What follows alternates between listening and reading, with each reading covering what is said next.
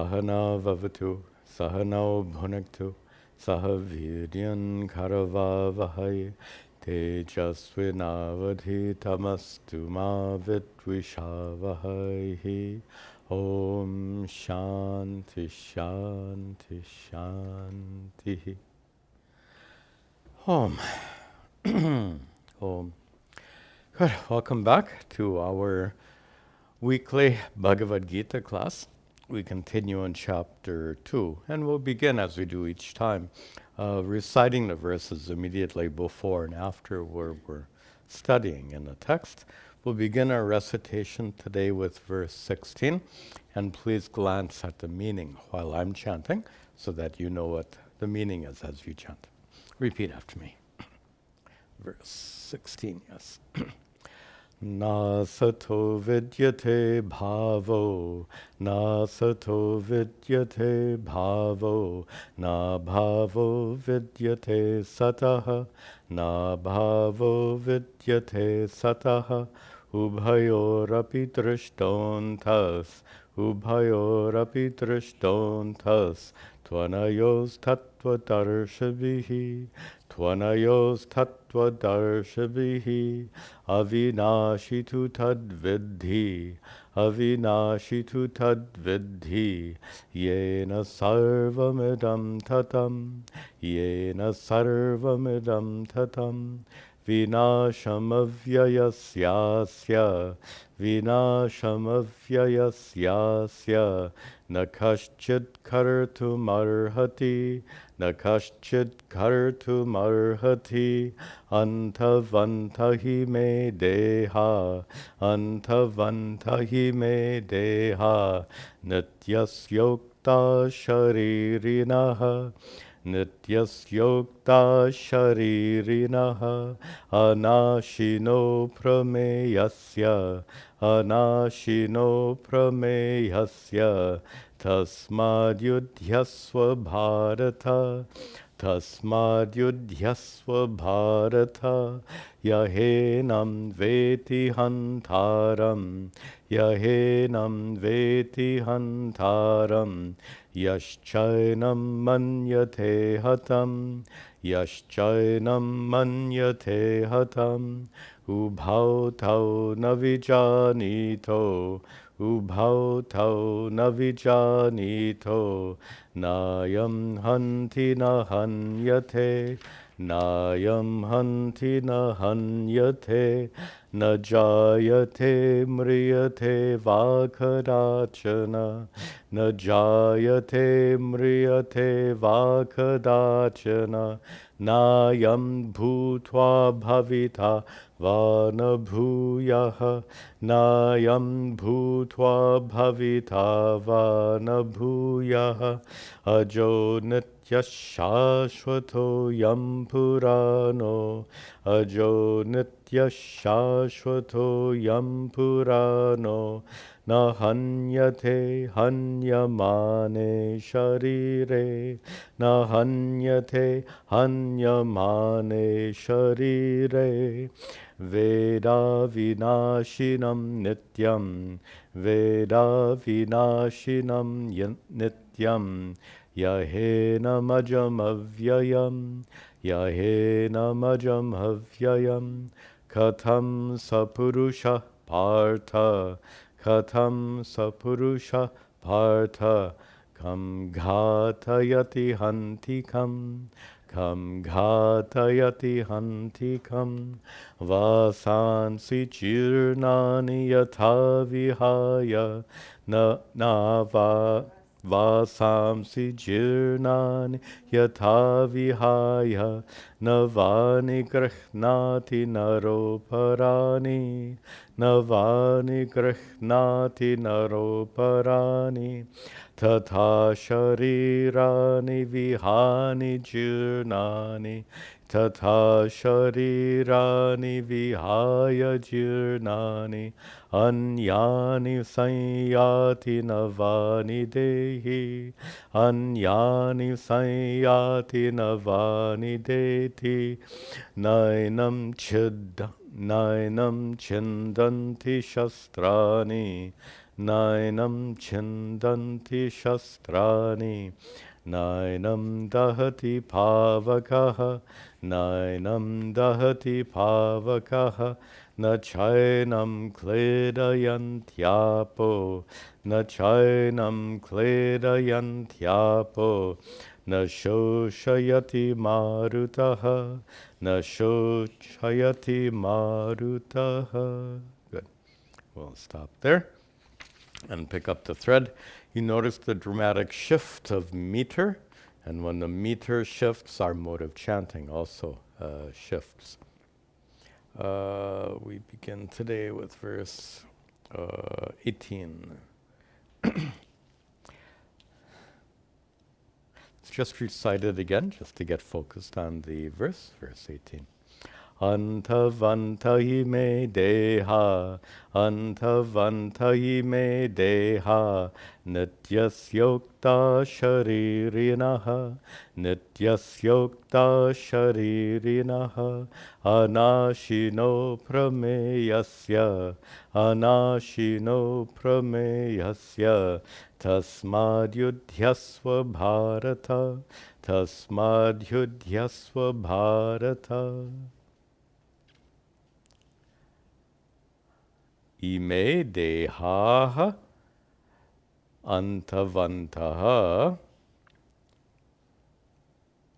nityasya uktaha nityasya sharirinaha. Just getting the words in my mind so we can understand them clearly here.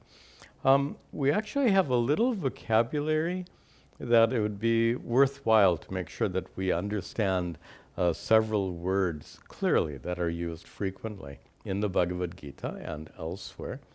Let me show them on the board. These words we've used before, but perhaps not. So we find in this verse the word deha. Deha means body.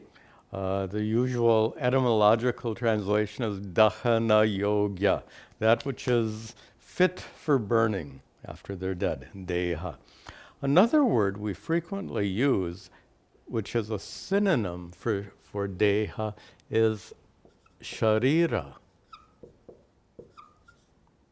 Sharira, which is a synonym, means exactly the same. Deha, body, sharira, body. But when we talk about stula sharira, physical body, gross body, and sukshma sharira, subtle body, we're more likely to use the word sharira than deha. We could use sukshma deha, stula deha, but the tradition is more to use the word sharira. And as I just mentioned, there are two different dehas or shariras that we've discussed. We've discussed at some length the stula or physical, tangible physical body made of physical elements. And then we've also discussed the sukshma sharira, subtle body. One distinction is where the stula sharira is made of physical elements. The sukshma sharira is made of non-physical elements. Stula sharira is made of stula bhutas, physical elements. Sukshma sharira is made of sukshma bhutas, non-physical elements. Same five elements, but in primordial forms. We won't get into the details right now. Some of you have studied Panchikarana, that's what I'm referring to, but I won't. There's no need to explain that right here. Now we want to make, and by the way, you remember our metaphor that the stula sharira is like your hardware. The metaphor we've been using is that of a computer. So computer has hardware and software. Your physical body represents the physical portion of the computer. The computer is hardware. But inside your computer is software. That software is non-physical, right? As we discussed at some length. All the data in your computer doesn't weigh anything. The programs don't weigh anything. Programs and data are non-physical, but they very much exist, and they give your computer the ability to work. So your stula sharira is represented by your computer's hardware, your sukshma sharira represented by your computer's software. But as we discussed, your computer won't work without a third element. You can have hardware and software, but if you have no electricity, your computer doesn't do a thing. That electricity represents Atma, as we've discussed before, the true self. And here, let me introduce the other set of words, because the electricity, when your computer is on, the electricity dwells inside the computer. That which dwells inside the computer is the electricity. Here, the words we're going to use for indweller, dehin, is that which dwells inside the deha, that which possesses a body, that which dwells in the body is dehin. By the way, it frequently becomes dehi due to grammar when it becomes nominative in case. And the same transformation takes place for the word sharira. Sharira becomes shariren. Shariren is that which has a sharira, that which dwells in a sharira. Both of these words refer to Atma. Atma is the one who dwells in your physical body, deha. Atma is the one who dwells in your sharira, dwells within the stula sharira, and dwells within the sukshma sharira. Of course, within the sukshma sharira is a little bit vague because the stula sharira doesn't have a particular form.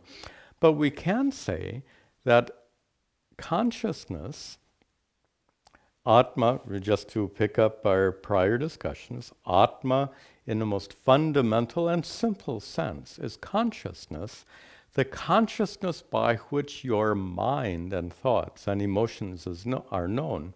Now look at that. Consciousness is behind your mind. Mind, as you remember, is part of your sukshma sharira. So therefore, that which is behind your mind is Atma, which is this dehi, or shariran, shariri. And we said that is Atma, the true self. And as I said, in the most simple sense, and just to conclude this introduction, when we say Atma's consciousness, we're not referring to an idea or a concept. Atma is that consciousness which is present in your experience right now, allowing you to be aware of what's happening inside your mind and what's happening outside around you. So Atma is not a concept. Atma is you in a fundamental sense. You as consciousness. Okay.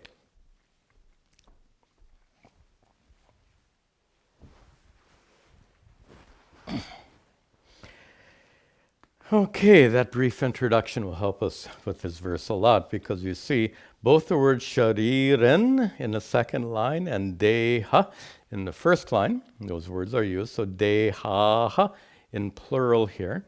Ime deha, these bodies, referring to both stula sharira and sukshma sharira, hardware and software, so to speak. Both of these are antavantaha. They are limited. Antavat, that which has a limit, that which has a boundary, that which comes to an end.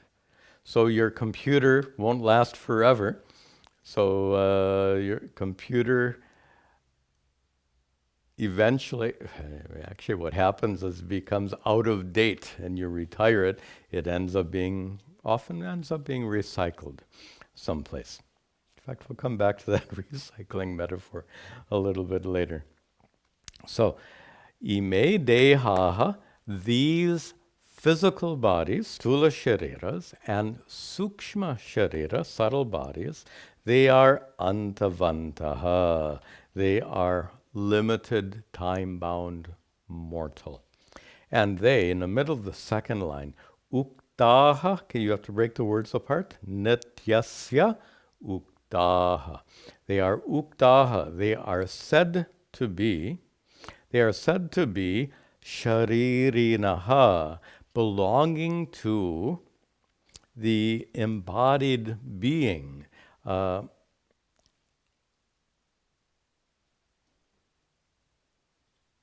They are said to, I'm just looking for a simple translation here.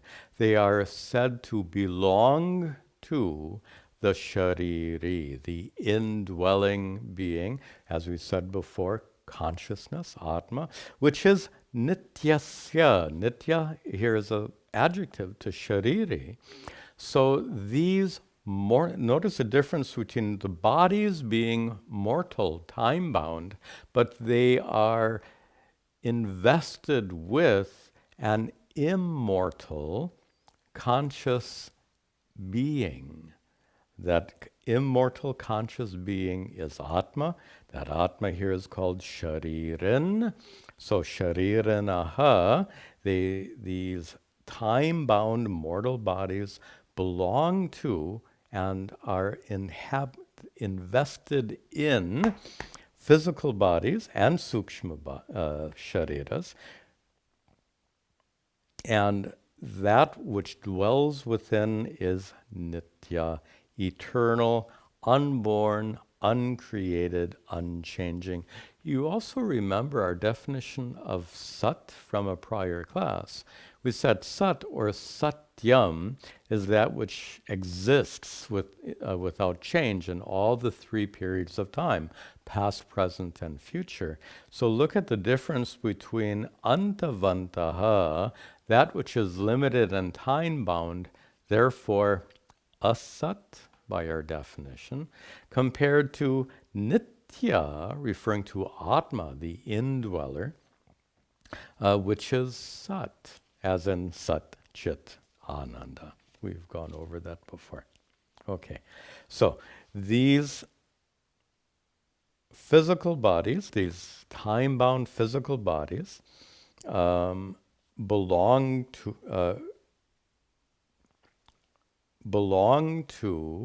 the conscious being which dwells within.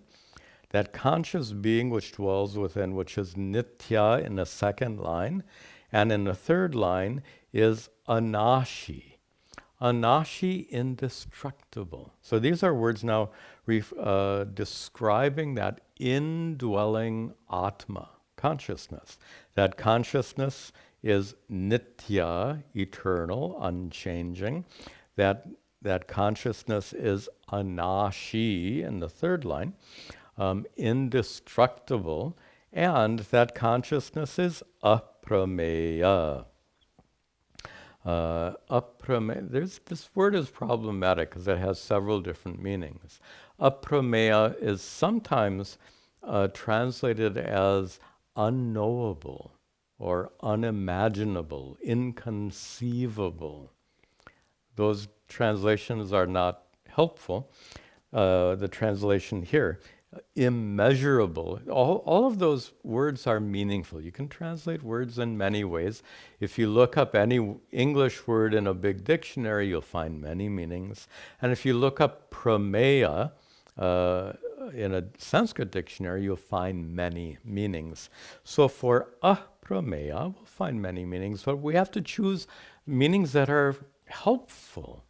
And here, if we say that these are adjectives for Atma, if Atma is said to be inconceivable and unknowable, what's the point of all these Vedantic teachings?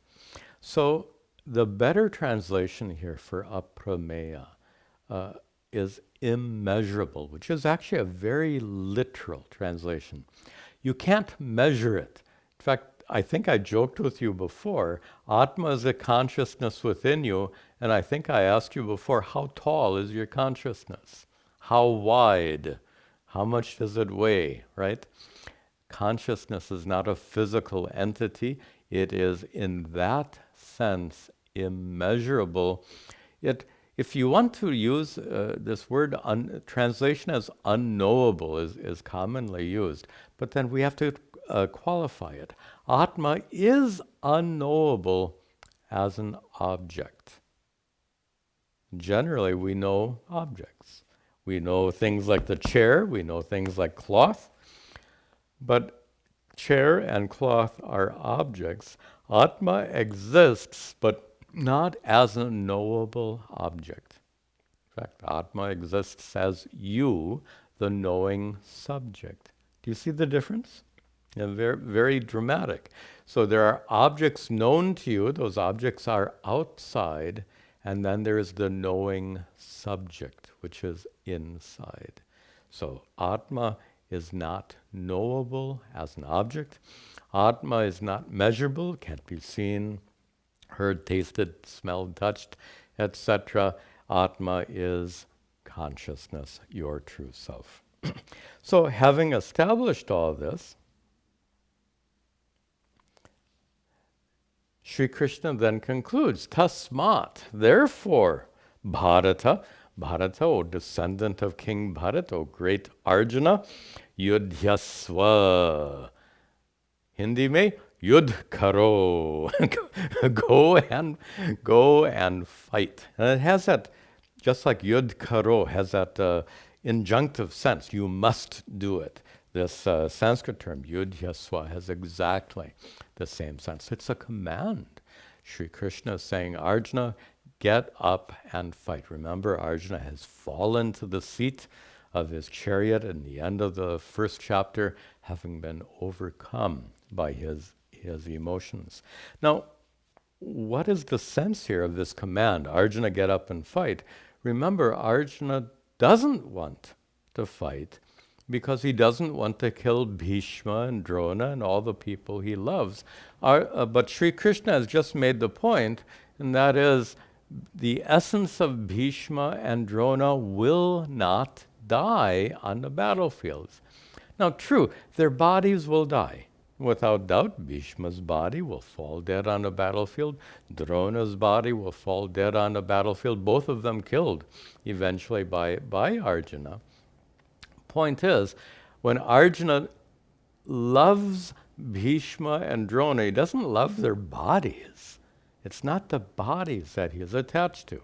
So therefore, the fact that their bodies will fall on the battlefield is not a reason not to fight. Similarly, the sukshma sharira that dwells within Bhishma and Drona will travel after death. Now, we haven't discussed that in much detail, but we understand, according to the doctrine of karma and the teachings about incarnation, and that is at the time of death, the sukshma sharira, that which enlivens the physical body, detaches itself from the physical body, travels on according to the laws of karma, and eventually acquires another body for other karmas to be discharged, to be experienced. These are two reasons for Arjuna not to be excessively concerned about death. And maybe it should be said here. Death is one of the hardest realities to deal with in life. The death of our loved ones and our own eventual deaths. Many people would say that death is the biggest challenge, the most threatening challenge in life. Well, look at the approach of the Bhagavad Gita. It addresses this biggest challenge of life, this most threatening challenge of life. It addresses it head on. In this way, Sri Krishna says to Arjuna, Arjuna, there's no need to grieve. Remember how the teachings of the second chapter began, Ashocyanan vasochastvam, in verse 11. Arjuna, you are grieving for those who don't deserve grief. Why do they not deserve grief? well, their bodies are inevitably going to fall on the battlefield, but their sukshma sharira, subtle bodies, will travel on, and further, consciousness, which is the essence of their beings, the essence of Bhishma's being, excuse me, is consciousness, Atma. The essence of Drona's existence is consciousness, Atma. And that consciousness, as we'll see in more detail, is utterly unaffected on that battlefield by any weapon. In fact, well, I'm getting ahead. We're going to see, we may get to that first, we may not. Anyway, Sri Krishna is going to establish in the coming verses really vividly how Atma is not subject to being affected in any way by the weapons employed on a battlefield. So for all these reasons, Sri Krishna says to Arjuna, Yudhyasva. Therefore, Arjuna, get up and fight. Okay, we'll continue. Yahenam veti hantaram, yahenam veti hantaram, yaschainam manyate hatam, yaschainam manyate hatam, ubhau tau navijanito, ubhau tau navijanito, nayam hanti nahanyate, nayam hanti nahanyate. This verse is a paraphrase of a very famous verse that occurs in the Katha Upanishad. There are several places in chapters 2 and chapter 3 where the Katha Upanishad is quoted by Sri Krishna. Remember, the Upanishad came first. Sri Krishna comes later in the in the story of the Mahabharata. So it's Sri Krishna quoting the Upanishad and not the other way around. In fact, the second half of this verse is an exact quote of the Upanishad. The next verse also is a paraphrase and partial quote of the Upanishad. We'll see that in a minute. Here, Sri Krishna is talking about the confusion Arjuna and other people have with regard to death and dying and battle, killing. So Sri Krishna says, Yaha, Yaha, one who, by the way, it comes as Ya in the Sanskrit. When you break the words apart, there's a Visarga which comes, Yaha. One who, Veti, considers, thinks, knows. One who thinks, Enam, this one referring to whom? Well, this one referring to the Dehin, to the Shariran, to Atma. So this indwelling conscious being is what's being referred to. Enam, this one is a hantaram, is a killer. So Yahaveti, one person considers that Atma is a killer. Atma doesn't do anything. Consciousness doesn't do anything. Your body is engaged in action, and your sukshma sharira enlivens your physical body to be engaged in action. Your sukshma sharira also includes prana and life force, and includes karmendriyas, organs of action. So absolutely, your physical body and subtle body, your sukshma sharira and stula sharira, are definitely involved in action, but not your true self consciousness. Consciousness illumines the activities of your mind, but it's your mind engaged in actions, and your body is engaged in actions. So here Sri Krishna says, Yahaveti, one person considers, Enam hantaram. This indwelling conscious being is a hantaram, is a killer. And another person, yaha cha, and there's another person who manyate, who considers, who thinks, enam, you have to break all those words apart, yaha cha enam. So another person thinks enam, this indwelling conscious being, is hatam, killed. Look at the contrast here. One person thinks Atma is a killer.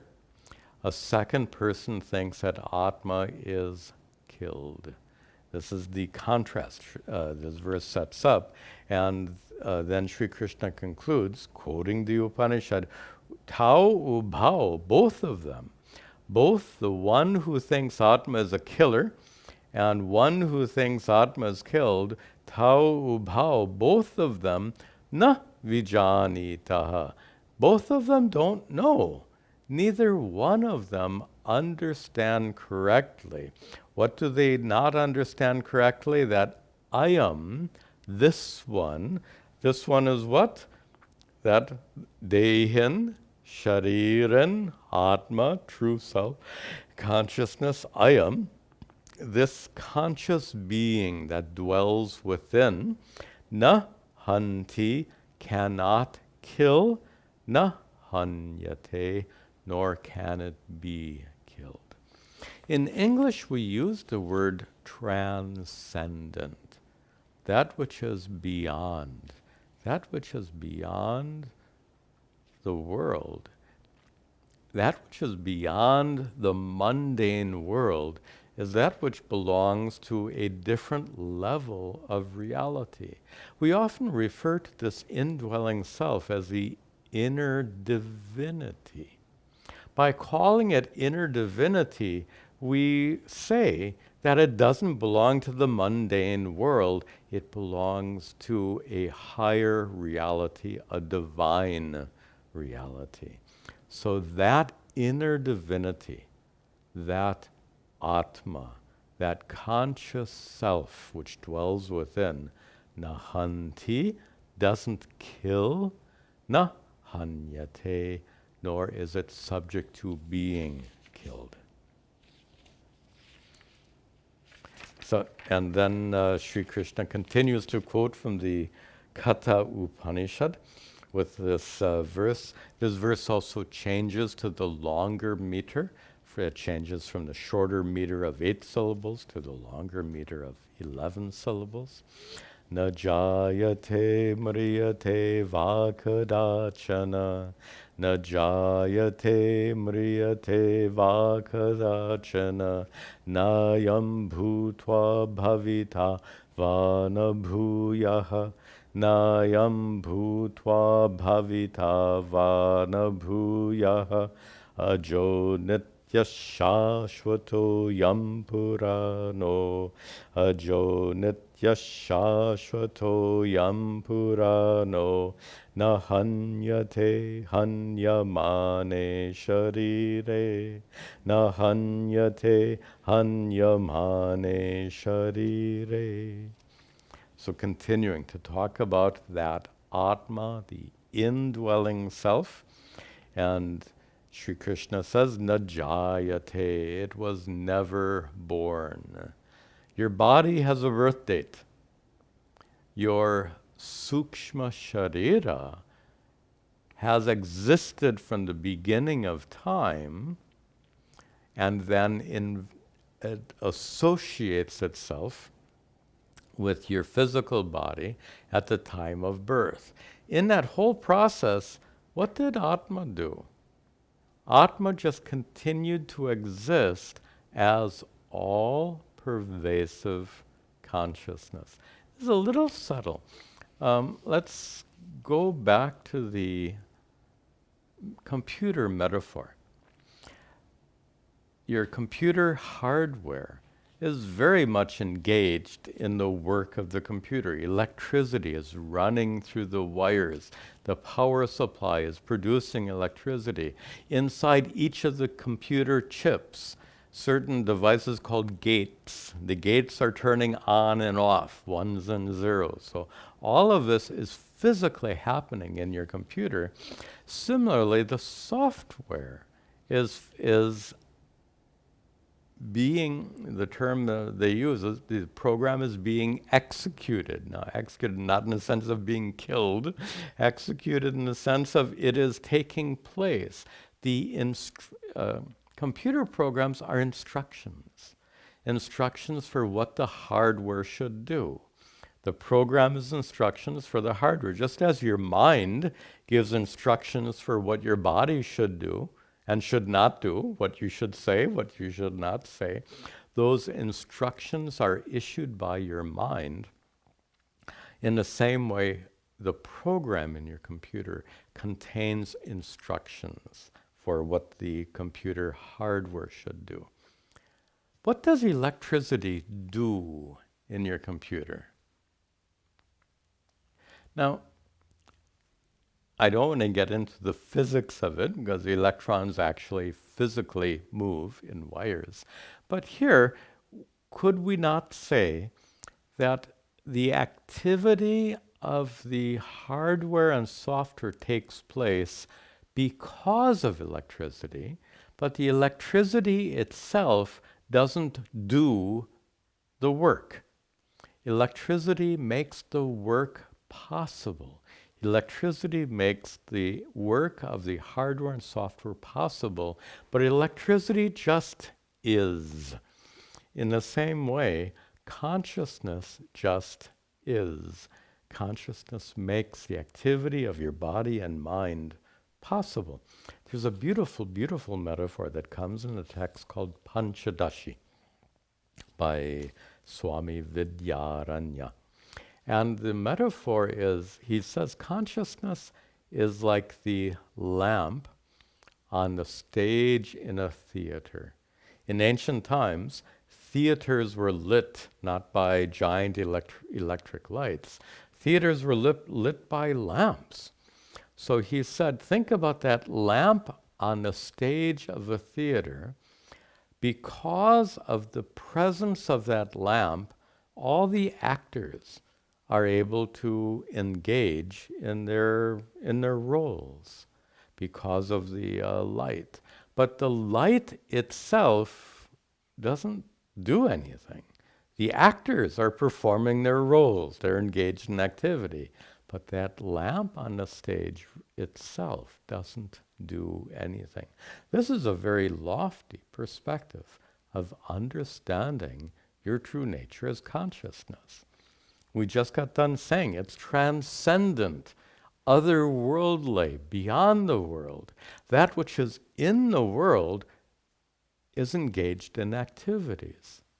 That which is transcendent, that which is divine, is beyond worldly activities. Consciousness. That consciousness, najayate, is not born. Mriyate va kadachata. Na kadachit, and at no time whatsoever, mriyate, will it die. Unborn and undying. Na ayam bhutva va, that va later in the second line, or ayam bhutva ayam, this atma, this true self, bhutva, after having been born, na bhavita bhuyaha, it is not that it will cease to exist in the future. We got double negatives here. It is not the case that Atma, having been born, will cease to exist in the future. That which is in the world functions according to time. That's why our bodies age. Even our sukshma sharira, throughout our lives, we gain wisdom. We see changes, developments, not only in our physical bodies, but subtle bodies as well. All subject to change, but not consciousness. How old is consciousness? Consciousness existed before the birth of your physical body. Consciousness will exist unchanged after the death of your physical body. Consciousness is not something in the world subject to time and change. Being transcendent, being beyond the world, being divine. It exists at a higher reality, not in time, beyond time. Timeless, that's a nice expression. So therefore, na ayam bhutva, it is not the case that this Atma, having been born, na bhavita bhuyaha, will cease to be at any time in the future. And more adjectives to help us understand that which is divine, that which is transcendent, is a lofty topic. So here Sri Krishna gives lots of words to help us understand. This consciousness is ajaha. It is unborn. It is nityaha. Now, we translate nitya as eternal, but the better translation I just gave, timeless, doesn't exist in time. It is shashvata. Shashvata is better translated as eternal. Everlasting, it says here, fine. And ayam puranaha. These all almost mean the same thing. Purana means really old. Really old means not that it was born a long time ago. It was aja. It had no birth. Eternal, timeless. All of these words meaning that. Therefore, nahanyate, it does not die. Consciousness, the true self. And again, that consciousness is not an idea or concept. It's the essence of who you are, the consciousness by which you know what's happening right now. Your fundamental, essential nature, nahanyate, does not get destroyed, hanyamane sharire, when the physical body gets destroyed. So when Bhishma and Drona's bodies die on the battlefield, what happens to consciousness? Timeless, transcendent. You get it. Okay. Then.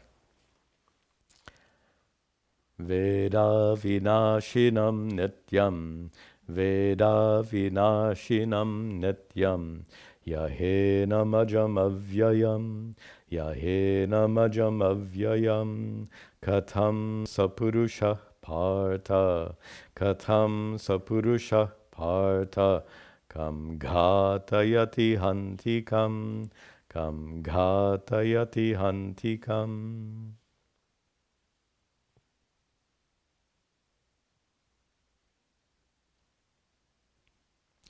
Yaha in the second line. Yaha enam, and then first line, Veda. Yaha Veda, one who knows. Enam, this. This what?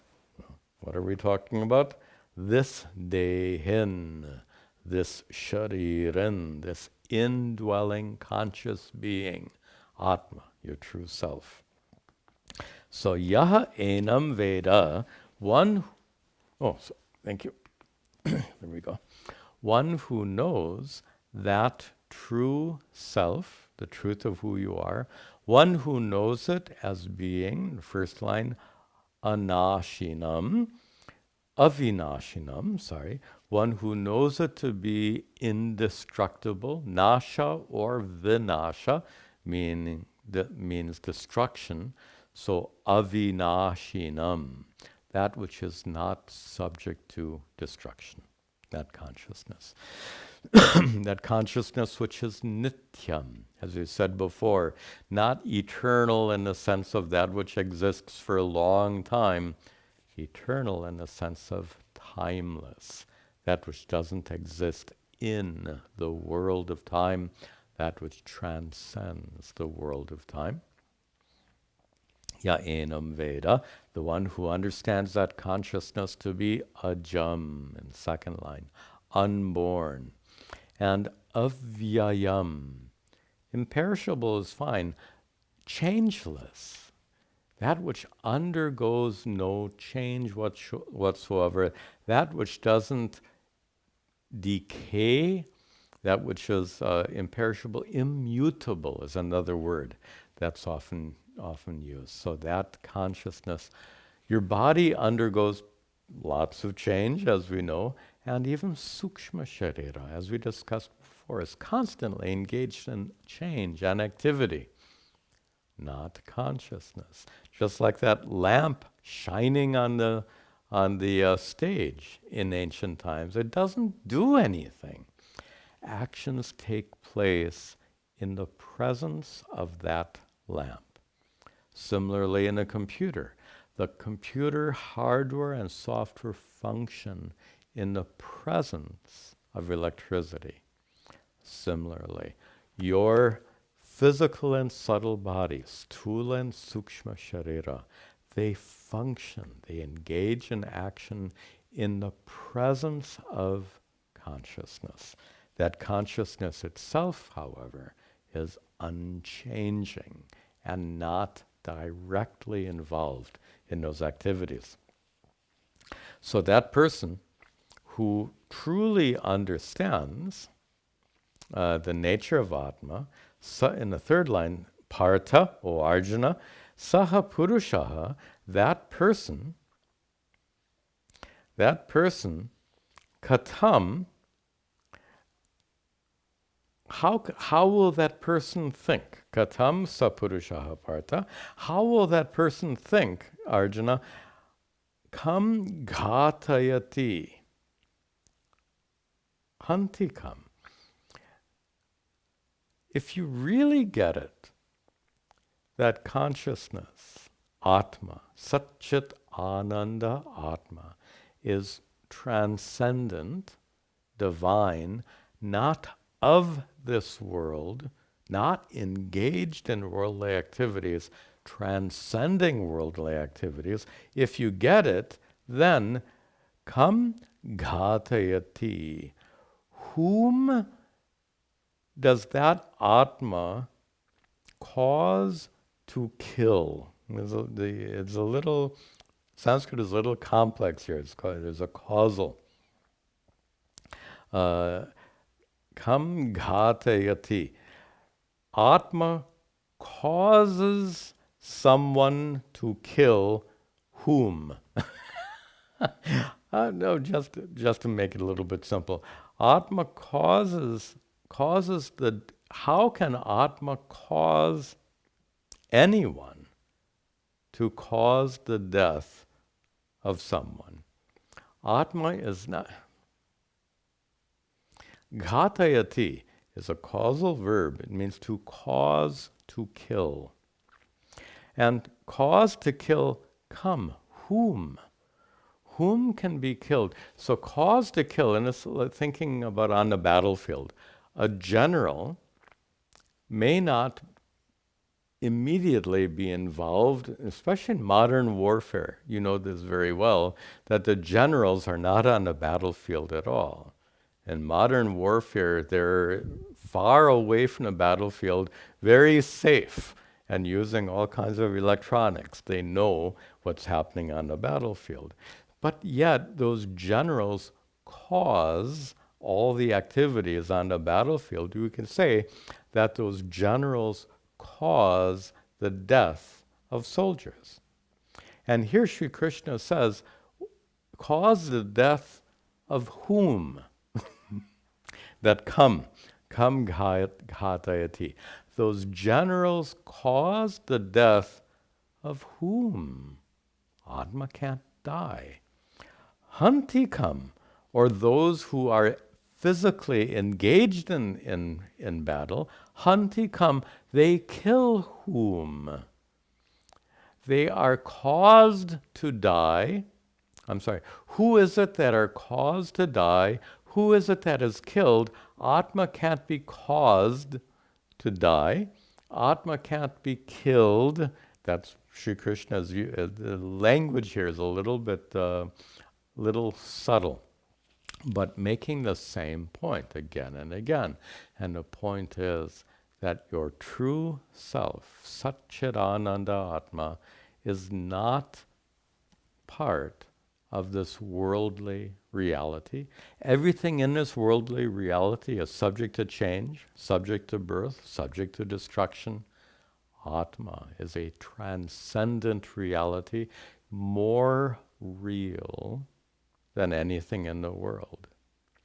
More real in the sense that clay is more real than the pot. This is very fundamental Vedantic teaching. This clay is more real than the pot. In what sense? Our definition of reality, that which doesn't come and go. The pot can come and go. Clay doesn't come and go. Clay is more real. In the same way, body and mind come and go. Atma, consciousness, doesn't come and go. That Atma is more real. We'll see this very famous verse, often quoted. Vasansi jirnani yatha vihaya, vasansi jirnani yatha vihaya, navani grihnati naroparani, navani grihnati naroparani, tata sharirani vihaya jirnani, tata sharirani vihaya jirnani, anyani sanyati navani dehi, anyani sanyati navani dehi. Good. Most of you have heard this. Yatha in the first line and then second line. Yatha naraha. Yatha, just as. Naro it comes, but the undeclined form. The broken form is naraha, person. Yatha naraha, just as a person, vihaya, getting rid of, casting off, vasansi, vasa is clothes. Here's plural, vasansi, clothing. Why would you get rid of clothes? Jirnani, they're old clothes. Just like a person gets rid of old clothes, and, in the second line, grihnati, grasps, grabs, takes on, aparani, other clothes. Why would you take on other clothes? Clothes that are navani, new. So, just as a person casts off old clothes and takes on new clothes, tata, in the same way, a person, vihaya, casting off, sharirani, bodies, plural because we're talking about life after life. Many bodies. You've had an infinite number of prior lives. All of those prior bodies have been discarded. Why were they discarded? Jirnani, because they were old. So a person casts off old bodies, and samyati, acquires, takes on, gets connected to anyani, other bodies, which are navani, which are new. And who does that? Well, look at the last word, dehi. Dehi meaning that indwelling conscious being, the true self, Atma. So the whole verse, just as a person casts off old clothes and takes on new clothes, in the same way a person casts off old bodies, takes on new bodies, referring to the consciousness that dwelt inside the old bodies is identical to the consciousness that dwells inside the new bodies. When you replace your old computer and plug it in, the electricity doesn't change. The computer changes. The electricity is the same in the same way. At the time of death, a body dies, that body is burnt. The sukshma sharira, subtle body, detaches itself from the physical body, travels on according to the laws of karma, and acquires a new body. By the way, about the doctrine of karma, When I've taught this Bhagavad Gita in past years, I've often taken this opportunity to thoroughly describe the doctrine of karma, to teach the doctrine of karma and reincarnation in detail. It actually takes 2 or 3 classes. What I'd like to do here is we can avoid interrupting our study of the Bhagavad Gita by giving you the opportunity to watch a series of 3 videos on the doctrine of karma. I've produced a series of 3 videos. So if you have any doubts or lack of clarity about how karma works, about how karma causes the sukshma sharira to maintain its integrity at death, travel on and acquire a new body, if you have any doubts about that, it's all part of the doctrine of karma, very thoroughly explained in that series of 3 videos I've produced. So instead of discussing it here, why don't you watch those 3 videos, and then we can continue here without breaking our continuity. So the context, of course, is all of this is being told to Arjuna to help him cope with death. The death of Bhishma, Drona, and his loved ones. Death being, as we said before, perhaps the biggest challenge we face in life. So this teaching about incarnation is meant to help Arjuna deal with death, and it's meant to help all of us deal with death. Death is not an end, as many people have observed. Death is a transition from one life to whatever comes next. We'll conclude here. Om Sarve Bhavantu Sukhinaha Sarve Santu Niramayaha Sarve Bhadrani Pashyantu Ma Kaschid Dukkha Bhag Bhaveta Asato Ma Sadgamaya Tamaso Ma Jyotirgamaya Mrityor Ma Amritangamaya Om Shanti Shanti Shanti Om. That's it.